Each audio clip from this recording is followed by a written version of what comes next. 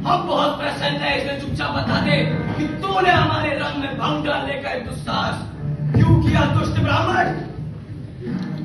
आपके रंग में भंग डालने के लिए मुझे बेहद खेद है महाराज, पर मैं क्या करता।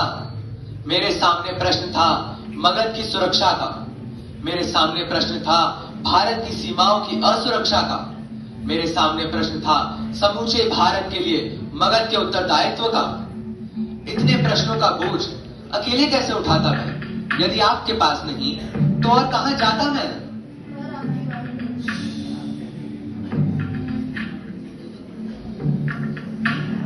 नहीं अमर्त्य, मत रोको इसे।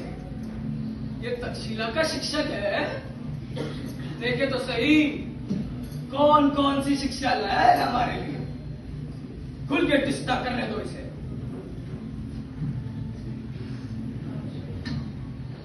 महाराज, वैसे दुनिया का राजा सिकंदर विश्व विजय के लिए बहुत बड़ी सेना लेकर निकल चुका है। पर्शिया तक पहुंच गया है वो। हिंदू कुश पार करे इससे पहले बिखरे भारत को जोड़ दीजिए, अन्यथा मिट जाएंगे हम। समय है हमारे पास बहुत कम।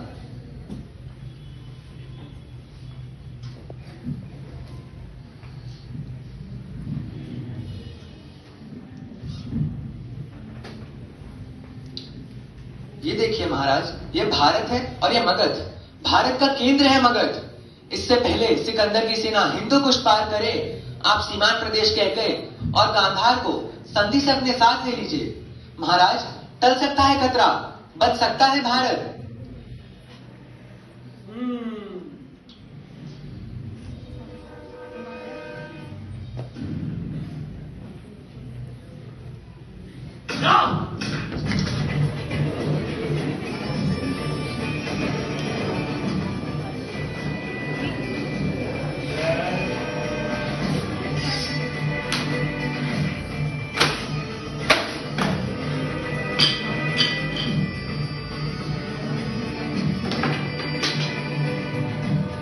बस बहुत ले ली तूने हमारे धैर्य की परीक्षा।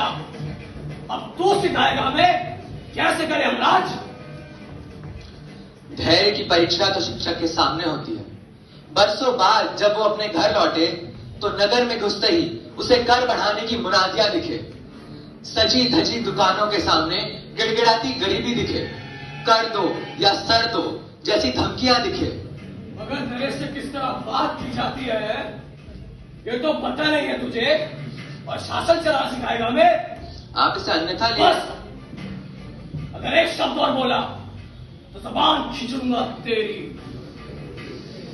तेरी गरिमा तेरी शिखा में बचती है ना। कोई है इसकी शिखा पकड़ के इस बार फेंक दो।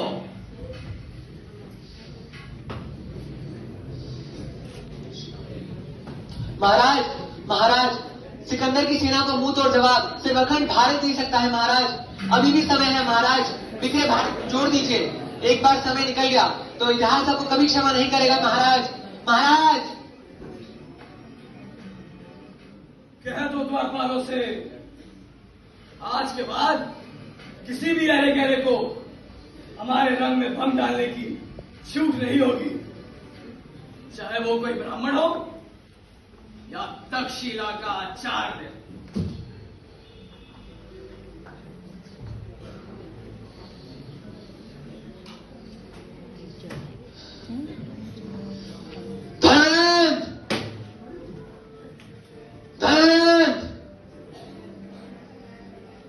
मैं विष्णुगुप्त चड़ी पुत्र चाणक्य आज अपनी यह शिखा खोलकर प्रतिज्ञा करता हूं कि जब तक मैं तेरा सर्वनाश नहीं कर दूंगा, जब तक तुझे मगध के राज सिंहासन से हटा नहीं